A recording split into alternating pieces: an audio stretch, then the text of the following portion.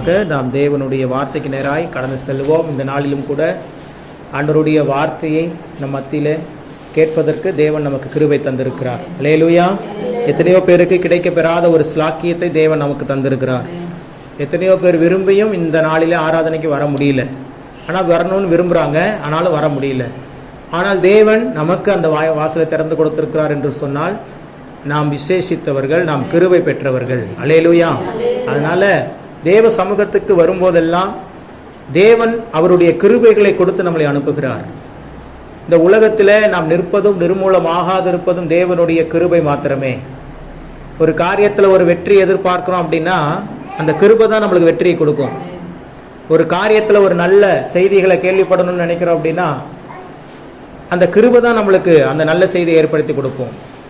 ஏனென்றால் அந்த கிருபை, அவர் கிருபையும் சத்தியமும் உள்ள தேவன் என்று எழுதியிருக்கிறது இயேசு கிறிஸ்துவை குறித்து. அல்லேலூயா.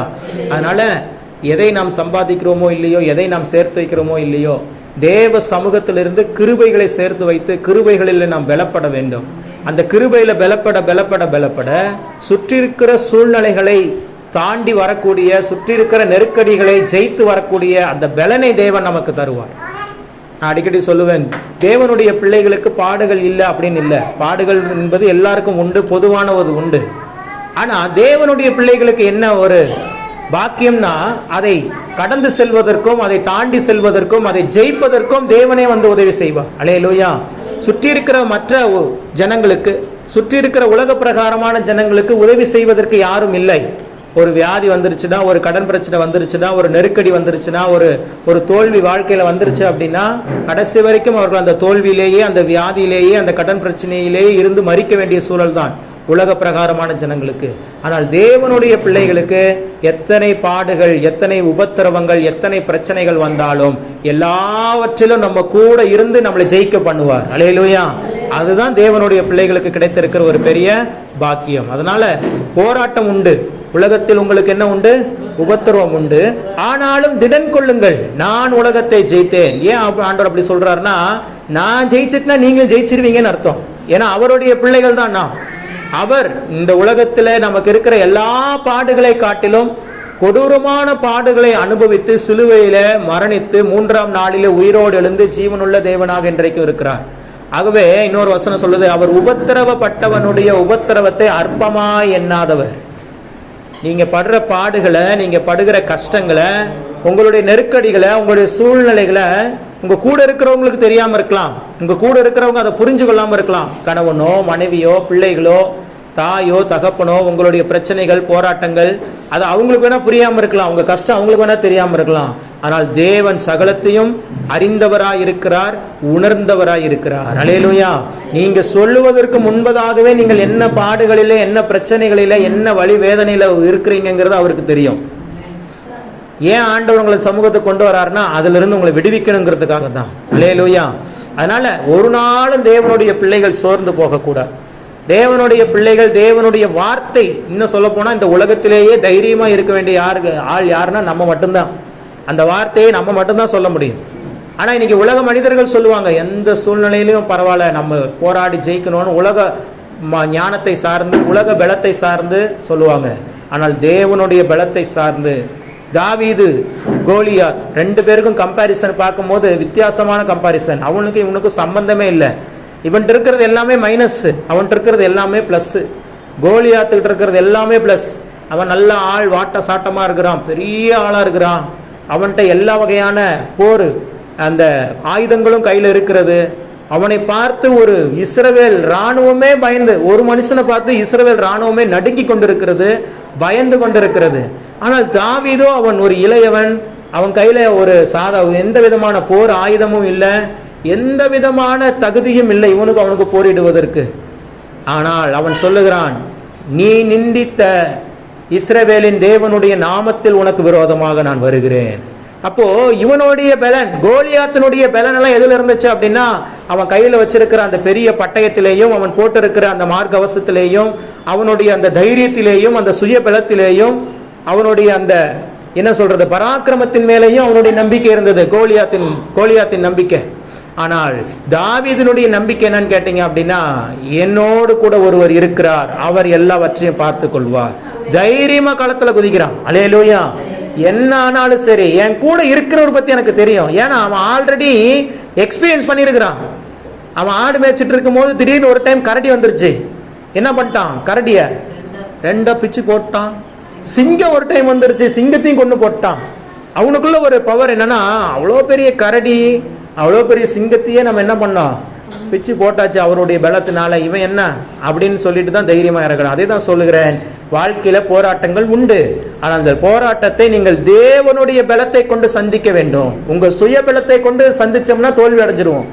சுய ஞானத்தை வச்சு யார் பேச்சையும் கேட்க மாட்டேன், நான் செய்யறதா நடக்கும் அப்படின்னு சொல்லிட்டு நின்றுட்டோம்னா தோத்துருவோம். அப்புறம் பிரச்சனைகள் வரும், பாடுகள் வரும். அப்புறம் நம்ம தேவனை குறை சொல்லி ஒரு பிரச்சனையும் இல்லை.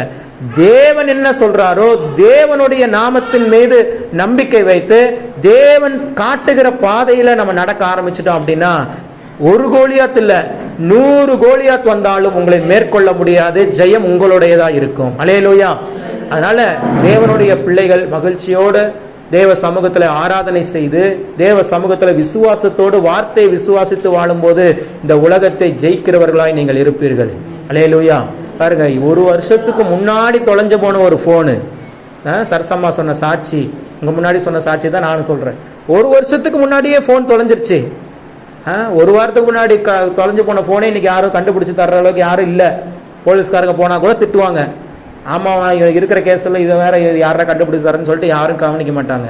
ஆனால் தேவன் ஒருவருக்கு உதவி செய்ய வேண்டும் என்று சொல்லி நினைத்து விட்டால் அந்த நாள், அந்த நேரம் வரும்போது உங்களை தேடி வரும்படி பண்ணுவார். அல்லேலூயா. இதான் பெரிய ஆச்சரியமான ஒரு காரியம். அவங்களுக்கு உதவி செய்வதற்கு ஆள் இல்லை. வேற அது போய் வாங்கிட்டு வர்றது கூட அவங்களுக்கு தெரியாது, எங்க போகணும் எங்க வரணும்னு தெரியாது. ஆனா அதற்கே ஒரு தேவ தூதரை போன்ற ஒரு மனிதரை ஏற்படுத்தி கொடுத்து அவங்க மூலமாக கொண்டு வந்து கொடுக்க பண்ணுகிறார். பாத்தீங்களா? அதுதான் சொல்றேன், நீங்கள் இழந்து போனவைகள், அது லட்சங்களா இருக்கட்டும், அது கோடிகளா இருக்கட்டும், தேடி வரும்படி செய்வான். அல்லேலூயா. காத்திருக்கணும். அவங்க காத்திருந்தாங்க ஒரு வருஷம். வந்துரும், போலீஸ்ல கொடுத்துருக்கிறோம், வந்துரும், கடவுள் மேல நம்பிக்கை இருக்குது, வந்துரும் நம்பிக்கையோடு இருந்தாங்க, வந்துருச்சு, அவ்வளவுதான். இதே தான் நம்மளுடைய வாழ்க்கையிலே நடக்கும். வாழ்க்கையில இழப்புகளின் வழியாக கடந்து வரும்போது நம்ம மனசுல அவ்வளவுதான், எல்லாம் போயிருச்சா அப்படின்னு நம்ம நினைப்போம். ஆண்டவர் மேல நம்பிக்கை வச்சுட்டீங்க அப்படின்னா உங்களுக்கு அந்த இழப்பின் நேரத்துல மகிழ்ச்சி தான் இருக்கும். ஏன்னா ஒரு வசனம் கூட வரம கூட சொல்லிட்டு வந்தேன், திருடன் திருடிட்டான் அப்படின்னா 7 மடங்கு திருப்பி கொடுத்தே ஆகணும். இப்போ உங்ககிட்ட இருக்கிற ஒரு ஆசீர்வாதம், ஒரு நகையோ உங்க பணமோ உங்களுடைய பொருட்களோ உங்களை விட்டு போயிருச்சு அப்படின்னா அதை சத்துரு திருடி விட்டான். கர்த்தர் உங்களுக்கு கொடுத்த ஐஸ்வர்யத்தை யார் திருடிட்டான்? பிசாசு திருடிட்டான். இதை நீங்க கண்டுபிடிச்சிட்டீங்க. உங்களுடைய தோல்விகளுக்கு, உங்களுடைய இழப்புக்கு காரணம் சத்துரு தான் அப்படிங்கிறத கண்டுபிடிச்சிட்டீங்க அப்படின்னா வேற வழியே இல்லை. திருடன் கண்டுபிடிக்கப்பட்டால் 7 மடங்கு கொடுத்தே ஆகணும். உங்ககிட்ட இருந்து 1 லட்ச ரூபா உங்கள்கிட்ட ஏமாத்தி வாங்கிட்டு போயிட்டான் அப்படின்னா 7 லட்ச ரூபா கொடுத்தே ஆக வேண்டும். உங்ககிட்ட இருந்து ஒரு 5 பவுன் நகை இழந்துட்டீங்க அப்படின்னா 35 பவுன் நகை உங்களுக்கு வந்தே தீரணும். As per Bible words. Hallelujah. தேவனுடைய வார்த்தை அதை சொல்லுகிறது. நான் அதுதான் சொல்றேன். இதெல்லாம் போகுது, நீங்க என்னுடைய சூழ்நிலை, என்னுடைய வாழ்க்கை அதே பாருங்க தான். எல்லாமே ஒவ்வொன்றாக இழப்பின் பாதையில இருக்கிற நானும், முன்னாடி பிரசங்கம் பண்ணிருக்கிற நான் எல்லாவற்றிலும் இழப்பை சந்தித்து கொண்டு இருக்கிறேன். ஒவ்வொன்றாக கையை விட்டு போகிறது. ஆனாலும் ஆவியானவர் நேற்று இருதயத்திலிருந்து பேசிக்கொண்டே இருக்கிறார். இந்த சூழ்நிலையில என்ன இழந்தாலும் சரி, விசுவாசத்தை மட்டும் இழந்துடாத. ஆவியானவர் அந்த இருதயத்தில் கொடுக்கிறார். நம்ம இழப்பின் பாதையில பிரயாணம் செய்யும் போது, சந்திக்கும் போது மனசு வேதனைப்படும். இவ்வளவு தூரம் ஆண்டவருக்கு உண்மையா இருந்தோமே, இவ்வளவு தூரம் ஆண்டவருக்கு ஊழியம் செய்தோமே, இவ்வளவு தூரம் ஆண்டவருக்காக நின்னோமே, ஆனாலும் நம்மளால ஜெயிக்க முடியலையே, எல்லாவற்றிலும் தோல்வி அடைகிறோமே அப்படின்னு சொல்லி பிசாசு நம்ம இருதயத்துல பேசுவான். யாரு? சத்துரு இருதயத்துல பேசுவான். பாரு, நீ ஆண்டவரை நம்பி இருந்த, ஆண்டவருடைய வார்த்தையை தான் நம்பி இருந்த, ஆண்டவருடைய ஊழியத்தை தான், யாருக்கும் எந்த தவறும் செய்யல, ஆனாலும் பாரு உனக்கு எவ்வளவு பிரச்சனை. இப்படிப்பட்ட ஆண்டவர் உனக்கு தேவைதானா? இப்படிப்பட்ட ஆண்டவரை நீ விசுவாசிச்சு என்ன பயன்? விசுவாசிச்சு உனக்கு என்ன பயன்?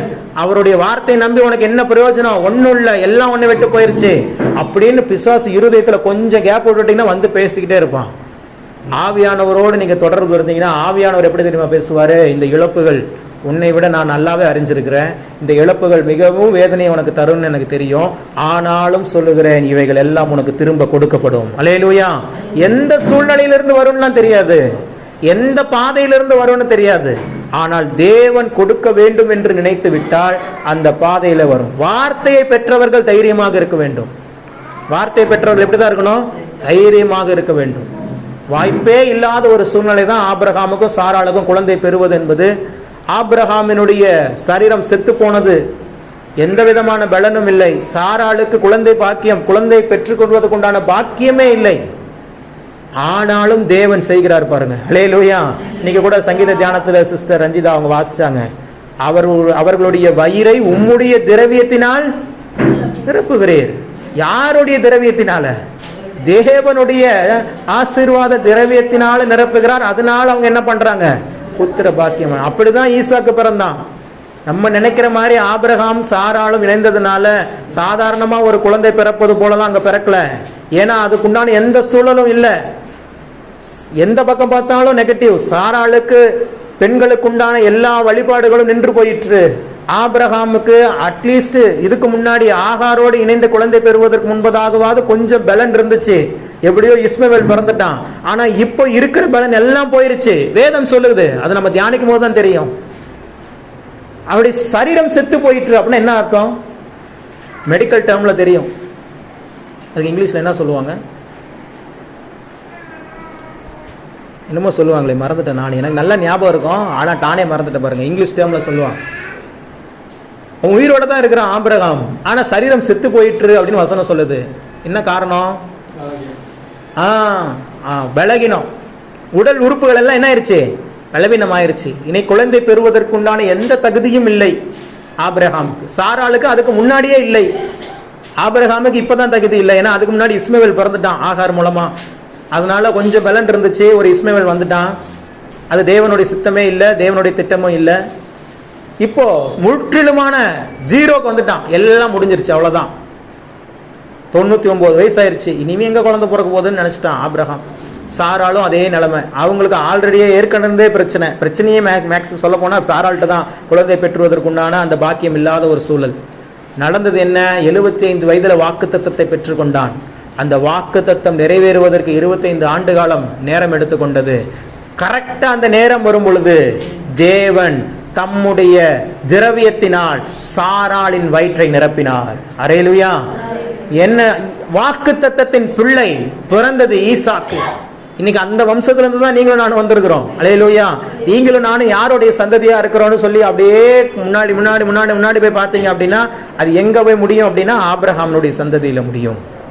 அப்போ இது எதற்காக ஆண்டவர் சொல்ற? ஆண்டருக்கு தெரியாதா? ஏன் 75 வயசுல வாக்குத்தத்தம் காக்குறாரு? ஒரு வருஷத்துல 2 வருஷத்துல காக்க வச்சுட்டு ஒரு 77 வயசுல குழந்தைய கொடுத்துருக்கலாம். ஒரு 79 இல்ல ஒரு 85 ஏதோ ஒரு வயசுல கொடுத்துருக்கலாம். ஏன் 100 வயசு கொண்டு வர்றாரு? நீ எப்போ உன்னுடைய பலன் என்னுடைய பலன் ஒன்றும் இல்லை சார் அப்படிங்கிற ஒரு சுச்சுவேஷனுக்கு வரையும் அப்பதான் தேவனுடைய கிருபை வெளிப்படும். அல்லேலூயா. இந்த இது இருக்குது, இதை வச்சு வெளியே வந்துடலாம். இந்த இது இருக்குது, இதை வச்சு நம்ம மேலே வந்துடலாம். இது இருக்குது, இதை வச்சு நம்ம எப்படியாவது இந்த ப்ராப்ளம் வெளியே வந்துடலாம்னு நினைக்கிற வரைக்கும் ஒன்றும் வெளியே வர முடியாது. எல்லா பக்கமும் அடைக்கப்பட்டிருக்கும் போது உங்கள் கண்கள் வானத்தை நோக்கி பார்க்கும் பார்த்தீங்களா, அப்பதான் உங்களுக்கு ஜெயமே தொடங்கும். அல்லேலூயா. இதை என்னுடைய வாழ்க்கையில நான் அனுபவித்து சொல்லுகிறேன். இதை வச்சு வந்துடலாம், அதை வச்சு வந்துடலாம், இந்த சூழ்நிலை இப்படி கடந்துடலாம், இந்த சூழ்நிலை இப்படி கடந்துடலாம்னு சொல்லி ஒவ்வொன்றா வந்தா எல்லா பாதைகளும் ஃபெயிலியர். இப்போ எனக்கு முன்னாக எப்படி இருக்குது சூழ்நிலைகள்? எல்லாம் அடைக்கப்பட்ட வாசல், ஒரு ஓப்பன் டோர் கூட இல்லை. இப்போ எனக்கு இருக்கிறது ஓப்பனா இருக்கிறது ஒன்னே ஒன்று, என்னன்னா ஹெவன்ஸ் தான். அல்லேலூயா. வானம் திறக்கப்பட்டு இருக்கிறது. இனி நான் பார்க்க வேண்டிய என்னுடைய கண்கள் பார்க்க வேண்டியது அவரை மாத்திரம்தான். அதுதான் அங்க அவரு தாவீது சொல்லுகிறார், எனக்கு ஒத்தாசை வரும் பர்வதங்களுக்கு நேராக என் கண்களை ஏறெடுக்கிறேன். இனி யாரை நோக்கி தான் நம்ம பார்க்க வேண்டியதும்? தேவன் மாத்திரம்தான். தேவனை நோக்கி நாம் அமர்ந்திருக்கும் போதுதான் நீங்கள் நம்புகிறது அவராலே வரும். அல்லேலூயா. அதனால தேவனுடைய பிள்ளைகள் எதை குறித்தும் கலங்காமல் சோர்ந்து போகாமல், எத்தனை பாடுகள், எத்தனை பிரச்சனைகள், எத்தனை இழப்புகள் வந்தாலும் விசுவாசத்தை மட்டும் விட்டுறாதீங்க. இதெல்லாம் எதுக்கு வருது? முதல்ல அதை ஃபர்ஸ்ட் யோசிங்களேன். உங்க வாழ்க்கையில ஏன் பிரச்சனை வருது? ஏன் போராட்டம் வருது? ஏன் நெருக்கடி வருது? ஏன் கடன் பிரச்சனை வருது? ஏன் வாழ்வதா சாவதாங்கிற ஒரு நிலைமை வருது அப்படின்னா, நீ எப்படியாவது விசுவாசத்தை விட்டு என்ன பண்ணிடணும், நீ வெளியே கொண்டு வந்துட்டா நீ நரகத்துக்கு போயிடலாம். சத்துரு. இப்போ நீங்கள் பரலோகத்திற்கு தகுதி உள்ள பிள்ளைகளாக இருக்கிறீங்க. உங்களை எப்படியாவது விசுவாசத்தை விட்டு வெளியே கொண்டு வந்துடணும். அதுக்காகத்தான் இந்த சூழ்நிலைகள் எல்லாம். அப்போ பிளான் தெரிஞ்சிருச்சு. எதுக்கு சார் எனக்கு இந்த வியாதி? விசுவாசத்தை வெளியே கொண்டு வரணும். எதுக்கு சார் என் வாழ்க்கையில் இப்படிப்பட்ட ஒரு தடை, ஆசீர்வாதத்திற்கான ஒரு தடை? எதுக்காக சார் என் வாழ்க்கையில் என்ன எனக்கு இன்னும் திருமணம் நடக்கல? எதுக்காக சார் எனக்கு இன்னும் குழந்தை பாக்கியம் உண்டாகல? எதுக்காக சார் என் கடன் பிரச்சனை என்ன அடைக்கப்படலை? எதற்காக சார்? ஒன்றும் இல்லை, உன்னுடைய விசுவாசத்தை உன்னிட்ட இருந்து பறிக்கணுங்கிறதுக்காக. இப்போ அது முடியலைங்கும் போது பிசாசு என்ன பண்ணிடுவான்? அவனுக்கு எதிர்த்து நிற்கும் போது அவன் உங்களை விட்டு ஓடி போவான். வார்த்தை சொல்லுகிறது, அல்லேலூயா, பிசாசுக்கு எதிர்த்து நில்லுங்கள், அப்பொழுது அவன் உங்களை விட்டு ஓடிப்போம். எப்படி எதிர்த்து நிற்பான்? இப்போ உங்க கையில் ஒரு ஃபோன் இருக்குது. இந்த ஃபோனை எடுக்கணுங்கிறதுக்காகவே ஒருத்தன் வந்து உங்களை எடுக்க வர்றான். இப்போ நீங்கள் என்ன பண்ணுறீங்க? ஃபோனை கையில் எடுத்துக்கிட்டு ஸ்ட்ராங்காக வச்சுக்கிட்டு கொடுக்க முடியாது போடான்ட்டு ஸ்ட்ராங்காக நிற்கிறீங்க. என்ன பண்ணுவான்? முடிஞ்ச வரைக்கும் ட்ரை பண்ணுவான். எப்படியாவது என்ன பண்ணிடணும், அந்த ஃபோனை வாங்கிடணும்னு சொல்லி நம்மக்கிட்ட போராடுறான். நம்ம என்ன பண்ணுறோம்? நீ என்ன நினச்சாலும் சரி, அவன் அடிக்கிறான். நம்மளை கையில் அடிக்கிறான், காலில் அடிக்கிறான், நம்மளை போட்டு தாக்குதல், நம்ம மேலே பயங்கரமான காயங்கள் ஏற்படுகிற அளவுக்கு அடிக்கிறான். ஆனாலும் நம்ம என்ன பண்ணுறோம்? இந்த ஃபோனை விடாமல் பிடிச்சிக்கிட்டு இந்த ஃபோனை என்ன பண்ணி, எவ்வளோ அடித்தாலும் சரி, எவ்வளோ என்னை வேதனைப்படுத்தினாலும் சரி, எவ்வளோ என்னை காயப்படுத்தினாலும் சரி, இந்த ஃபோனை என்ன பண்ண மாட்டேன், கொடுக்க மாட்டேன்னு சொல்லி அப்படியே பிடிச்சிக்கிட்டே இருந்துட்டு கடைசியில் என்ன ஆயிடுவான்? பிசாசு பார்த்துட்டு அவன் என்ன பண்ணிடுவான்? ஆஹா, இந்த அம்மாட்ட இருந்து ஃபோனை என்ன பண்ண முடியாது, வாங்க முடியான்ட்டு ஓடிடுவான். நான் கடந்த நாட்களில் ஒரு யூடியூப் சேனல் அப்படி பார்த்தேன். ஒருத்தர் டூ வீலரில் போகிறான். டூ வீலரில் போயிட்டே இருக்கும்போது ஒரு அம்மா போயிட்டு இருக்கிறாங்க. அவங்க கழுத்தில் செயின் இருக்குது. போயிட்டே இருக்கும்போது டக்குன்னு கழுத்தில் கையை வச்சு செயினை பறிக்கிறான். இந்த அம்மா என்ன பண்ணுச்சு? அந்த செயினை இந்த அம்மா ஸ்ட்ராங்காக பிடிச்சிக்கிச்சு. பிடிச்சிக்கிட்டு அவன் வண்டியில் போகிறான். வண்டியில் அப்படியே தரன்னு இழுக்கிறான். அந்த அம்மா என்ன பண்ணிருச்சு? ஒரு கையில் செயினை பிடிச்சிக்கிட்டு இன்னொரு கையில் அவன் கையை பிடிச்சி கீழே இழுத்து விட்டுருச்சு. அல்லேலூயா. கடைசியில் என்ன பண்ணுச்சு? ஐயோ, அவனுக்கு செயினே வேண்டாம், ஆளை விட்டா போதும்னு சொல்லிட்டு அவன் என்ன பண்ணுறான்? திட்டுன்னு எந்திரிச்சு ஓடுறான். ஏன்னா பிடிச்சிட்டாங்கன்னா என்ன ஆகும்? அவ்வளோதான், அடி பின்னி எடுத்துருவாங்க செயினை பறிச்சதுக்கு. கடைசியில் அந்த அம்மா கடைசி வரைக்கும் அந்த செயின் கையிலே தான் வச்சிருக்கிறாங்க. நான் அந்த வீடியோ பார்த்துட்டே இருந்தேன். அப்போதான் ஆவியானவர் இதை குறிச்சார். இதுதான் அந்த விசுவாசம். என்னது? இதுதான் அந்த செயினுங்கிறது தான் அந்த விசுவாசம். இதுதான் தேவனுடைய பிள்ளைகளுக்கு தேவை. எப்படியாவது உங்ககிட்ட இருந்து ஒன்ற அந்த விசுவாசத்தை பறிச்சிருன்னு பிசாசு என்னென்னமோ போராடுவான். கணவன் மூலமா போராடுவான், மனைவி மூலமா போராடுவான், பிள்ளைகள் மூலமாக கூட பிரச்சனையை கொடுப்பான், தாய் தகப்பன் மூலமாக பிரச்சனை, கடன் பிரச்சனைகள், வியாதிகள், எது வந்தாலும் சரி, ஒண்ணு மட்டும், விசுவாசத்தை மட்டும் காத்து கொள்ளுங்கள். அல்லேலூயா. அதை பிடிச்சிட்டீங்கன்னா அந்த விசுவாசம் உங்களுக்கு எல்லாவற்றையும் ஜெயிச்சு கொடுத்துரும். அல்லேலூயா. நீங்கள் இழந்தவைகள் ஒன்றாக இருக்கும், ஆனால் பெற்றுக்கொண்டவைகள் 7 மடங்காக இருக்கும். அல்லேலூயா. நான் இப்போ அதனால தான் ரொம்ப ஸ்ட்ராங்காக இருக்கிறேன். நான் ஒரு முடிவுக்கு வந்துட்டு இருக்கிற என்னுடைய பர்சனலாக இருக்கிற எல்லா சொத்துக்கள், கோல்டுகள் எல்லாத்தையும் சேல் பண்ணி கடனெல்லாம் அடைக்கிறது முடிவுக்கு வந்துட்டு. அல்லேலூயா. கடனே வேண்டாம், அவ்வளோ ஒரு பிரச்சனை. அப்போது இதெல்லாம் இழந்துடுறோம். சரி, இதெல்லாம் எப்போ திருப்பி கிடைக்கும்? இதெல்லாம் இப்போ இருக்கிற விலைவாசிக்கு இதெல்லாம் 1 கிராம் கூட நம்மளால் வாங்க முடியுமா அப்படின்னு மனைவி கேட்குது. உண்மைதான், வாங்க முடியாது தான். ஆனால் வாங்க முடியாது. அந்த 1 கிராம் இன்னைக்கு 10,000 வந்துருச்சு. அதே 1 கிராம் 1 லட்ச ரூபா வரும். 1 லட்ச ரூபா வந்தாலும் 10 கிராம் இல்லை 10 பவுன் வாங்குவதற்கு தேவன் உதவி செய்வார். அல்லேலூயா. ஏன் அப்படின்னா நம்ம யாரை நம்பி தான் நிற்கிறோம்? வார்த்தையை நம்பி நிற்கிறோம். அவர் வாக்குத்தத்தத்தை கொடுத்துட்டாரு. நீங்கள் இழந்து போனதை நான் உங்களுக்கு திரும்ப கொடுப்பேன்னு ஒருத்தர் சொல்லிட்டாரு. இப்ப நான் இதை நம்புறதா, இந்த சூழ்நிலையை ஃபேஸ் பண்றதானா? இந்த சூழ்நிலையை ஃபேஸ் பண்ணி அவரை நம்பியே ஆகணும். அல்லேலூயா. ஆனால் சொல்லுகிறேன், இன்றைக்கு இழக்கிற இந்த இழப்பு விதைகளாக மாறப்போகிறது. அல்லேலூயா. ஒரே ஒரு மாங்கொட்டையை வச்சுதான் வதப்போம். அது மரமா வர்றது கொஞ்சம் டைம் எடுக்கும். ஆனால் அது மரமாக வந்த பிறகு ஒவ்வொரு வருடமும் என்னதான் காய் கொடுத்து கொண்டே இருக்கும். கனி கொடுத்து கொண்டே இருக்கும். அதே போலதான் நான் சொல்லுகிறேன், உங்க வாழ்க்கையில நீங்கள் இழந்தவைகள் எல்லாம் விதைகளாய் மாறப்போகிறது. நீங்கள் இழந்ததை இழப்புன்னு நினைக்காதீங்க, அது விதைகள்னு நினைங்க. ஆவியானவர் எனக்கு அதை தான் கொடுத்துட்டே வந்தார். நான் எப்பயுமே கொஞ்சம் மாம்சமாகவும் பேசுவேன். அப்புறம் பார்த்தீங்கன்னா எனக்குள்ள ஆவியானவர் வந்து ஸ்பிரிச்சுவலாக பேச ஆரம்பிச்சிருவார். நான் ஒரு மைண்ட் செட்டில் பேசிகிட்டு இருப்பேன், மைண்ட் செட்டில் நடந்துக்குவேன் வீட்டில் கூட. ஆனால் ஆவியானவர் எனக்குள்ளே வந்து இல்லை இது இப்படி தான் இருக்கும், இல்லை இது இப்படி நடக்கும், இல்லை இது இப்படி இப்படி தான் இருக்கும் அப்படின்ட்டு ஆண்டவர் உணர்த்திட்டே இருப்பார். அதனால் இப்போ வரைக்கும் எனக்கு ஸ்பிரிட்டில் வந்து பார்த்தீங்கன்னா எந்த விதமான ஃபியரும் இல்லை. ஆவியில் வந்து நான் ரொம்ப தெளிவாக இருக்கிறேன். ஏன்னா நான் வார்த்தையை நம்பி இருக்கிறேன். அல்லேலூயா. எனக்கு எல்லா அளவும் அதுல டவுட்ஸே இல்லை. என் தேவன் இழந்து போன எத்தனை கோடிகள், எத்தனை லட்சங்கள், எத்தனை பவுன் நகைகளாக இருந்தாலும் தேவன் எனக்கு திரும்பி தருவார் என்கிற விசுவாசம் எனக்குள்ள ஸ்ட்ராங்கா இருக்குது. அல்லேலூயா. அப்ப நான் என்ன பண்றேன்? தைரியமாக காரியங்களை செய்கிறேன். என கர்த்தரை நம்பிட்டதுனால. அவரை நம்பி ஒரு நாளும் ஒருவரும் வெட்கப்பட்டு போனதாக சரித்திரம் இல்லை. இவ்வளவு நாள், இத்தனை நாட்கள் அந்த முடிவை நான் எடுக்கவே இல்லை. பல வருஷங்களாக அதற்குண்டான கடன்களுக்கு உண்டான வட்டிகளை செலுத்தி கொண்டு தான் இருக்கிறேன். ஆனால் இன்னைக்கு தான் அந்த முடிவு எடுத்திருக்கிறோம்.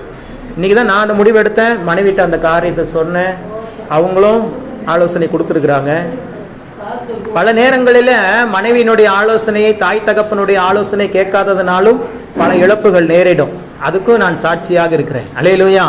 எல்லா விஷயத்திலையும் நம்ம நினைக்கிறோம் அவங்களுக்கு என்ன தெரியும், அதெல்லாம் அவங்களா ஃபேஸ் பண்ண போகிறாங்க, அவங்களா பார்க்க போகிறாங்க அப்படின்னு நம்ம நினைக்கிறோம். இல்லை, எல்லாவற்றிலும் தாய் தகப்பனுடைய ஆலோசனையும் தேவை, சொந்த மனைவியினுடைய ஆலோசனையும் தேவை.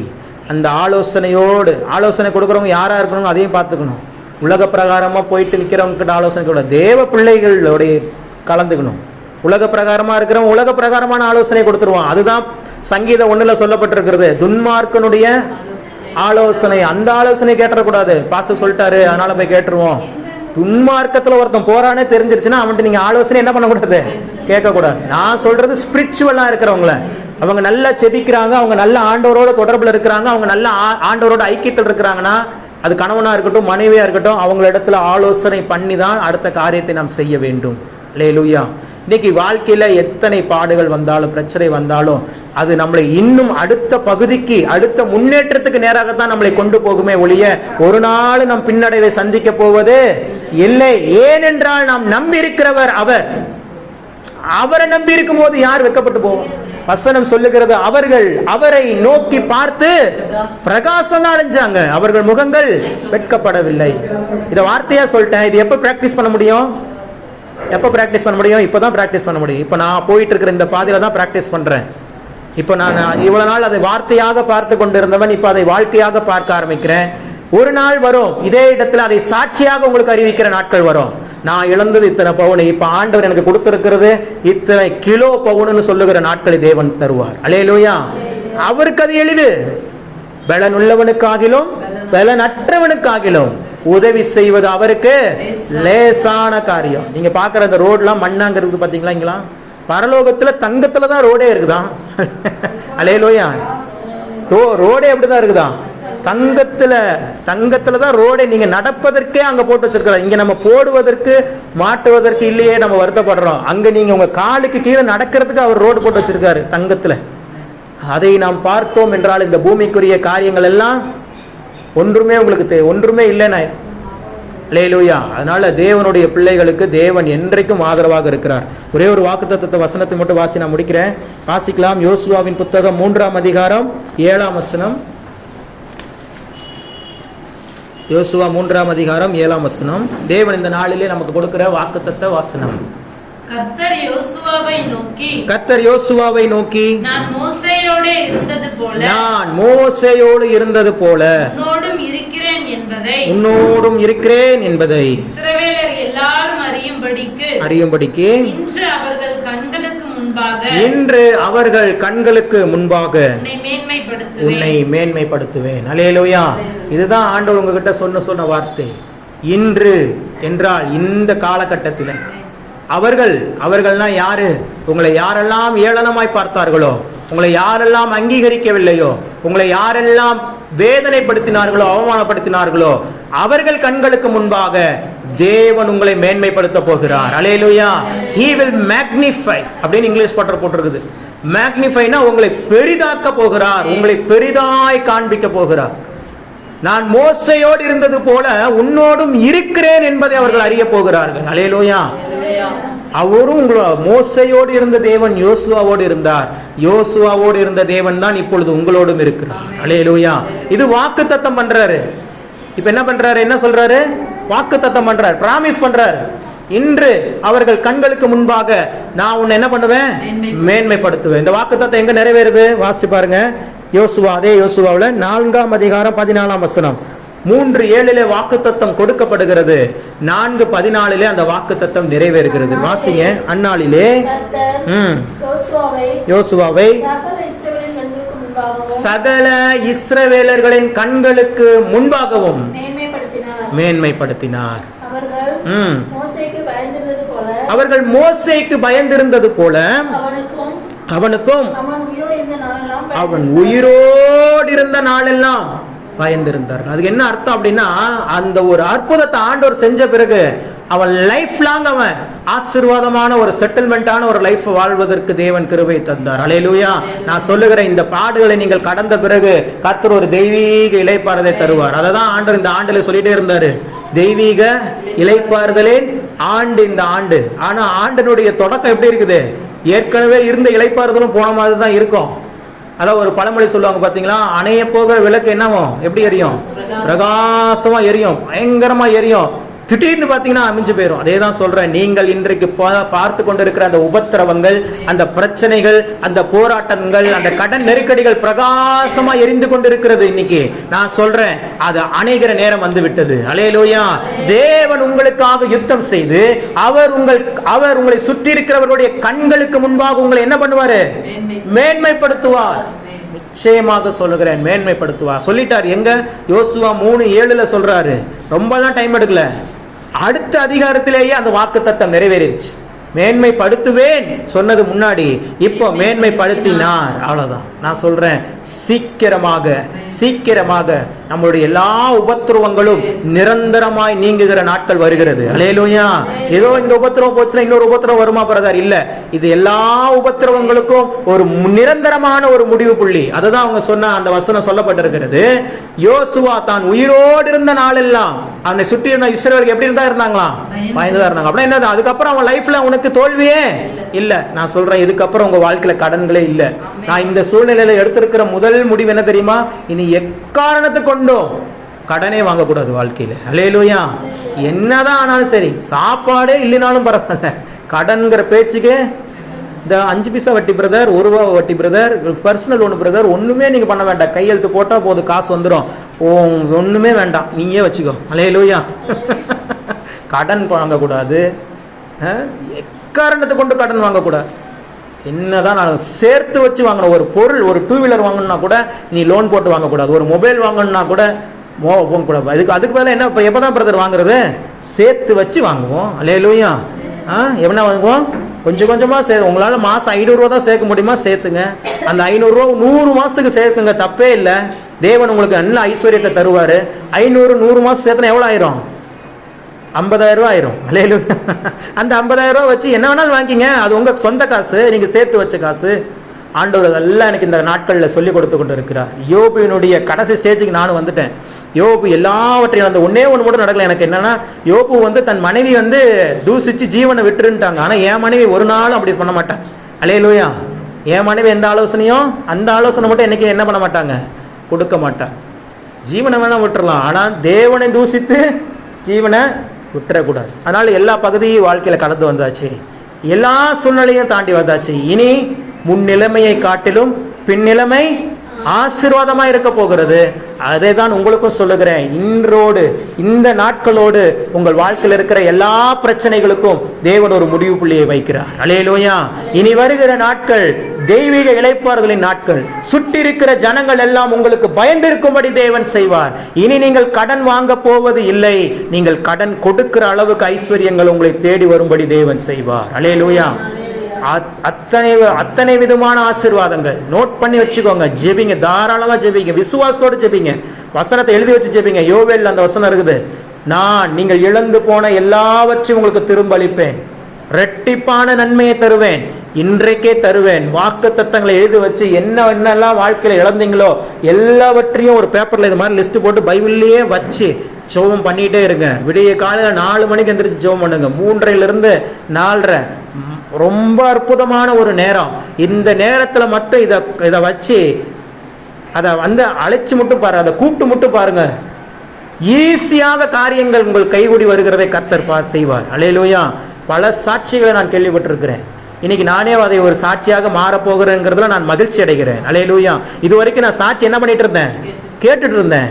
இப்போ நானே ஒரு மிகப்பெரிய சாட்சியா மாறுவதற்கு தேவன் எனக்கு என்ன தந்துட்டார்? ஒரு இப்ப தந்து விட்டார். பல கோடிகளுக்கு அதிபதியாக தேவன் மாற்ற போகிறார். அல்லேலூயா. வாசல்கள் நமக்கு முன்பதாக திறக்கப்படும். அவர் பூட்டிட்டா பூட்டினது தான், அவர் திறந்துட்டா திறந்தது தான். ஒருவரும் பூட்டக்கூடாதபடி திறக்கிறவர். அல்லேலூயா. ஒருவரும் திறக்கக்கூடாதபடி பூட்டுகிறவர். வெளிப்படுத்த விசேஷத்துல பாருங்க, வெயில் காலத்துல மழையே பெய்யுது. நம்ம கேட்க சூழ்நிலைகள்லாம் எப்படி மாறி போச்சு. மழை பெய்யுதா? நல்லா இருக்குதா? ஜாலியா கிளைமேட்டு ஆச்சரியமா இருக்குதுல்ல? இப்படிதான் நம்ம வாழ்க்கையில் நடக்க போகுது. அல்லேலூயா. இன்னைக்கு மழை வருவதற்கு உண்டான ஏதாவது அறிகுறி இருந்துச்சா? வந்தோனே கரண்ட் இல்லை. முதல்ல எப்படி நெகட்டிவான சூழ்நிலை தான். வந்தோடனே என்ன இல்லை? கரண்ட் இல்லை, காத்து இல்லை. என்ன செய்யறோம்? இன்னைக்கு கரண்ட் வருமா வராதா? புலம்பலோடு தான் ஆரம்பிச்சோம். உங்கள் எல்லா புலம்பல்களையும் ஆனந்த கழிப்பாக தேவன் மாற பண்ணினா. அல்லேலூயா. இதுவே ஒரு அடையாளம். நம்ம வாழ்க்கை அப்படியே மாற போகுதுங்கிறதுக்கு இதுவே ஒரு அடையாளம். பார்க்கிற வரைக்கும் வெயிலாவே தான் இருக்கும், எல்லாம் போன மாதிரி தான் இருக்கும். அப்படியே உங்கள் இருதயத்தை மகிழ்ச்சி படுத்துவான். சீக்கிரமா போறோம் இஸ்ரேல் நாட்டுக்கு நம்ம. அல்லேலூயா. எல்லாத்தையும் நான் கூட்டிட்டு போறேன் என் செலவுல. நீங்க கவலையே பட வேண்டாம். நீங்க பாஸ்போர்ட்டையும் மட்டும் கொடுத்தீங்கன்னா போதும். டிக்கெட்டை போட்டு கூட்டிட்டு போயிட்டு உங்களை சுத்தி காமிச்சிட்டு வர்றது என்னுடைய வேலை. அல்லேலூயா. நிச்சயமாக சொல்லுகிறேன், வார்த்தை நம்பி சொல்லுகிறேன், வார்த்தையின் மீது நின்று கொண்டு சொல்லுகிறேன், என் தேவன் ஒரு நாளும் பொய்யுரைய மாட்டார். அவர் நிச்சயமாக சொன்னதை செய்யும் அளவும் என்னை நம்மை கைவிடுவதில்லை. ஜாகிர் அந்த பாட்டு இப்போ சூப்பராக முழுசா பாடுறான். எனக்கு ரொம்ப ஹாப்பியா இருந்துச்சு பாடினான். இந்த 2-3 நாள் முன்னாடி அவன் மாடு பாடிட்டு இருக்கிறான். சொன்னதை செய்வார், செய்வதை சொல்வார் அப்படிங்கிறான். அவர் வாக்கு பண்ணினார், விசிட் பண்ணுவார் அப்படிங்கிறான். இதெல்லாம் யாரா உனக்கு சொல்லி கொடுத்தானா தெரியல. ஆனா அவன் பாடுறான் பாருங்க. தேவனுடைய பிள்ளைகள் மூலமாக நம்மகிட்ட பேசுறார். வாக்கு தத்தத்தை பெற்றுக்கிட்டல, வாக்கு தத்தத்தை பெறலனா தான் நீங்க கவலைப்படணும். ஐயோ நான் ஜெபிக்கிறேன், ஆண்டவர் எனக்கு வார்த்தையே தரலையே, அடுத்து என்ன நடக்க போதே தெரியலையே, அப்பதான் நீங்க கவலைப்படணும், வருத்தப்பட்டோம். வார்த்தையை பெற்றுக்கொண்டீங்கன்னா தைரியமா இருக்கணும். அல்லேலூயா. எத்தனை பேர் என் கூட நிக்க போறீங்க தைரியமா? அல்லேலூயா.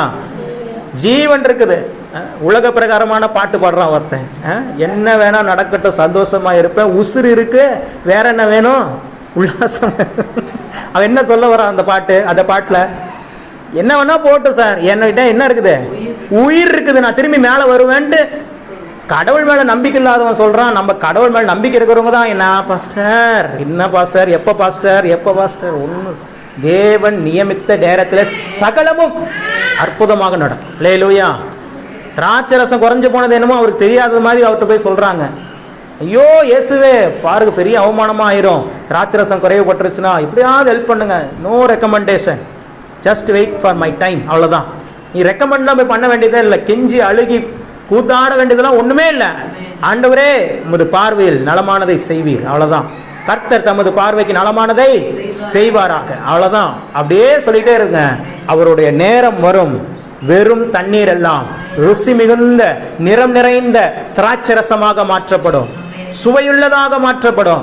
உங்க வாழ்க்கையில் இருக்கிற கசப்புகள் எல்லாம் இனி நீங்க தேடி பார்த்தாலும் கிடைக்காது. உங்க வாழ்க்கையில் இருக்கிற பாடுகள், பிரச்சனைகள், கடன்கள் எல்லாம் இனி பேங்க்கார உங்களை வீட்டுல வந்து கேட்டா கூட நீங்க கடனே வேண்டாம், உனக்கு வேணா சொல்லு, நாங்க பணம் கொடுக்கிறோம்னு சொல்ற அளவுக்கு தேவன் வானத்தின் ஆசீர்வாதங்களை உங்கள் மீது பொழிந்தருளுவாராக. அல்லேலூயா.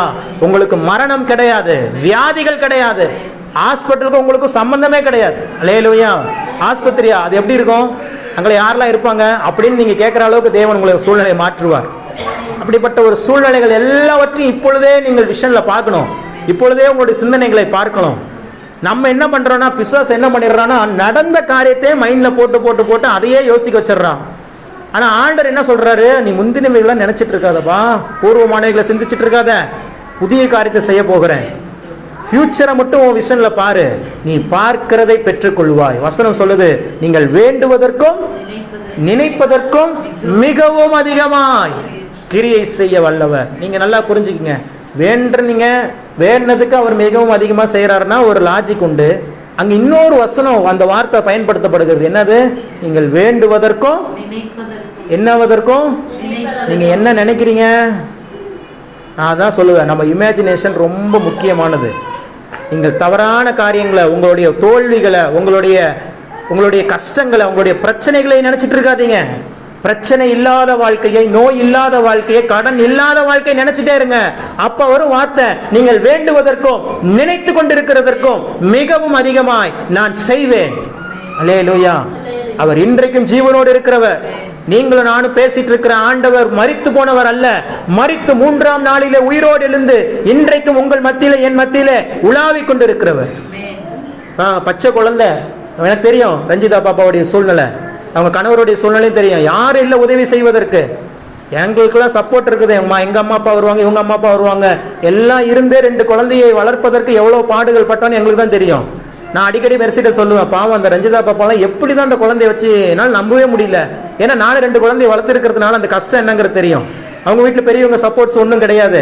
கணவரும் வேலைக்கு போயிடுவார். அந்த ஒரு மக தான் 2 குழந்தைங்களையும் பார்த்துக்கணும். 2 சின்ன பிள்ளைங்க. அவன் ஜோஸ்வின்லாம் பயங்கரமா ஆயிட்டான், இப்போலாம் சூப்பர் ஸ்டார் ஆயிட்டான்.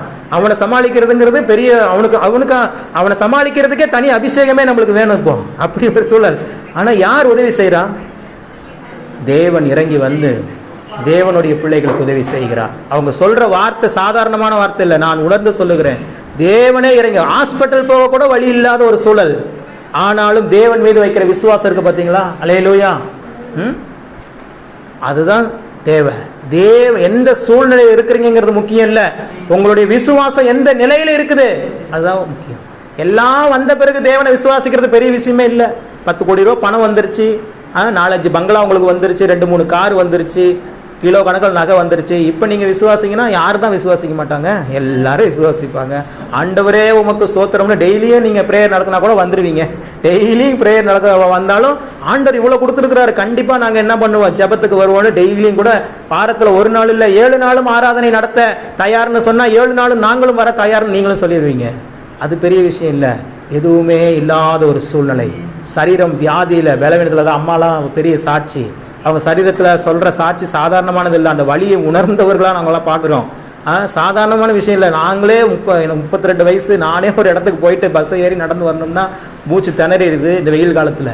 ஆனால் வாரம் கரெக்டாக எவ்வளோ பலவீனம் இருந்தாலும், என் கை வலிக்குது, கால் வலிக்குது, உடல் சரியில்லை தான், ஆனாலும் தேவனுடைய வார்த்தையை கேட்கும்படி, தேவ சமூகத்தின்படி நான் வருவேன்னு சொல்லி வந்து நிற்கிறாங்களே, அதுக்கு பேர் தான் விசுவாசம். அல்லேலூயா. என்னால் முடியல பிரதர், அதனால தான் பிரதர் இன்னைக்கு பிரேயர் வரல, அது சொல்றது பெரிய விஷயம் இல்லை. என்னால் முடியலைங்க, ஆனாலும் நான் சர்ச்சுக்கு வந்திருக்கிறேன், அதுதான் விசுவாசம். There is no more reasons. ரீசன்ஸ்லாம் யாரும் சொல்ல முடியாது. ரீசன் சொல்லிட்டே இருக்கலாம். ஆமா பிரச்சனை தான் சார், போராட்டம் தான் சார், கடன் பிரச்சனை தான் சார், குடும்பத்தில் சமாதானம் தான் சார், ஆனாலும் நான் தேவ சமூகத்தில் உட்கார்ந்துருக்கிறேன் பார்த்தீங்களா, அதுக்கு பேர் தான் விசுவாசம். ஏன் உட்கார்ந்துருக்கிறேன்? எப்படியும் என் தேவன் சீக்கிரமாக அந்த சூழ்நிலையை மாற்றுவார். அந்த விசுவாசத்தோட தான் எல்லாம் உட்கார்ந்துருக்கிறோம். அல்லேலூயா. நிச்சயம் சொல்றேன், உங்க விசுவாசம் உங்களை வெட்கப்படுத்தாது. நம்முடைய சூழ்நிலைகள் எல்லாம் தலைகளாக மாறும். ரொம்ப நாள் இல்லை, இந்த இயர் எண்டுக்குள்ள இந்த வார்த்தை நிறைவேறும். நீங்கள் தெய்வீக இளைப்பாறுதலுக்குள்ள பிரவேசிப்பீங்க. சொல்லுவீங்க, இங்க இருக்கிற உட்கார்ந்து இருக்கிற ஒவ்வொருத்தரும் சொல்லுவீங்க, என் வாழ்க்கையில நீ எந்த பிரச்சனையும் இல்லை, நான் நல்லா இருக்கிறேன், என் குடும்பம் சமாதானமா இருக்குது, என் பிள்ளைங்க நல்லா இருக்கிறாங்க, என் எல்லா கடன் பிரச்சனையும் அடைச்சிட்டேன், நான் இழந்து போனதெல்லாம் என் கைக்கு வந்துருச்சு, நான் ஆசீர்வாதமா இருக்கிறேன், தெய்வீக இளைப்பாறுதலுக்குள்ள இருக்கிறேன்னு நீங்க சொல்றத நான் இப்ப விஷன்ல பாக்குறேன். அல்லேலூயா. நான் பார்த்தேன் அப்படின்னா நான் சொன்னேன், நினைச்சா அது என்ன பண்ணும், நடக்கும். நினைத்ததை நடத்தியே முடிப்பவன். எல்லாம் உலக பிரகாரமான மனுஷங்க பாடிட்டு போயிட்டாங்க, நம்ம பாட வேண்டியதெல்லாம் அவன் சொல்லிட்டு போயிட்டான் பாருங்க. இன்னைக்குதான் அந்த பாட்டோட இடத்துல நமக்கு தெரியுது, முடிப்பவன் நான் அப்படிங்க. எந்த பலத்துல சொல்றாங்க? சுய பலத்தை நம்பி சொல்றாங்க. நான் சொல்றேன், கர்த்தரை நம்பி நீங்க சொல்லுங்க, நினைத்ததை நடத்தியே முடிப்பவர் அவர். அல்லேலூயா. நீங்க நினைங்க, அவர் நடத்தி முடிப்பார். நிச்சயமாக கர்த்தர் உங்களை மேன்மைப்படுத்துவார். அல்லேலூயா. கண்களை மூடி நாம் ஜெபிப்போம். பரிசுத்தமுள்ள தகப்பனே, உமது நாமத்தை உயர்த்தி கனப்படுத்துகிறோம். இந்த நாளிலே நீர் எங்களோடு கூட பேசினீர், நாங்கள் மிக சந்தோஷமாக இருக்கிறோம். இந்த உபத்திரவத்தில் அன்றைக்கு பவுலும் சீலாவும் அந்த உபத்திரவத்தில் எப்படிப்பட்ட ஒரு மகிழ்ச்சியோடு உம்மை துதித்து ஆராதனை செய்தார்களோ, இன்னைக்கு நாங்களும் கூட அப்படிப்பட்ட ஒரு துக்கத்தில், அப்படிப்பட்ட ஒரு உபத்திரவத்தில் இருந்தாலும் மகிழ்ச்சியோடு ஆராதனை செய்கிறோம், மகிழ்ச்சியோடு உம்முடைய வார்த்தைகளை ஏற்றுக்கொள்ளுகிறோம். எங்கள் தேவன் சொன்னதை செய்யும் அளவும் கைவிட மாட்டீர். இன்று அவர்கள் கண்களுக்கு முன்பாக எங்களை மேன்மைப்படுத்துவீர், மேன்மைப்படுத்தினீர். வாசல்கள் எங்களுக்கு முன்பதாக நீ அடைக்கப்படாது. வானத்தின் ஆசீர்வாதங்கள் இங்கு இருக்கிற ஒவ்வொருவரின் மீதும், சின்ன குழந்தை முதற்கொண்டு பெரியவர்கள் வரைக்கும் அளவிட முடியாதபடிக்கு திறக்கப்படுவதாக. In the name of Jesus, I decree and declare the blessings of heaven, வானத்தின் ஆசீர்வாதங்கள் வரட்டும் ஆண்டவரே. லட்சங்கள் இழந்ததா இருக்கலாம், கோடிகள் இனி பெற்றுக் கொள்ளட்டும். கிராம்ல இழந்ததா இருக்கலாம், கிலோ கணக்கில் இனி பெற்றுக் கொள்ளட்டும். இயேசுவின் நாமத்தில் தேவனுடைய வார்த்தையை முன்னிட்டு சொல்லுகிறேன். தேவனை நோக்கி பார்க்கிற நாங்கள் வெட்கப்பட்டு போவது இல்லை. சத்துரு எங்களை மேற்கொள்ள முடியாது, வியாதிகளும் மரணங்களும் எங்களை தொட முடியாது. நாங்கள் தேவனை நம்பி இருக்கிறோம்.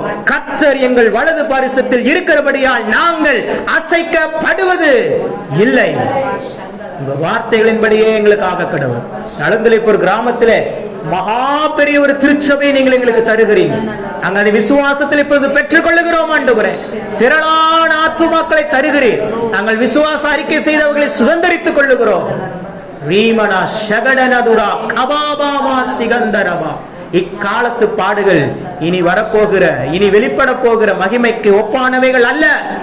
உங்க வார்த்தைகளின்படி எங்களுக்காக கடுவது அதி சீக்கிரத்தில் நீங்கும். இந்த லேசான உபத்திரவம் மிகப்பெரிய கனமகிமையை எங்களுக்கு உண்டாக்கட்டும். இயேசுவின் நாமத்தில் பிதாவே, ஆமென். அல்லேலூயா.